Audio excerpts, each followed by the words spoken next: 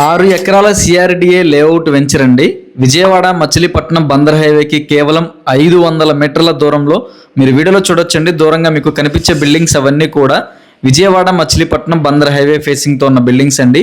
కేవలం హైవే నుంచి 500 మీటర్ల దూరంలోనే ఉంటుంది. అండ్ మన వెంచర్ని ఆనుకునే హౌసెస్ ఉంటాయి.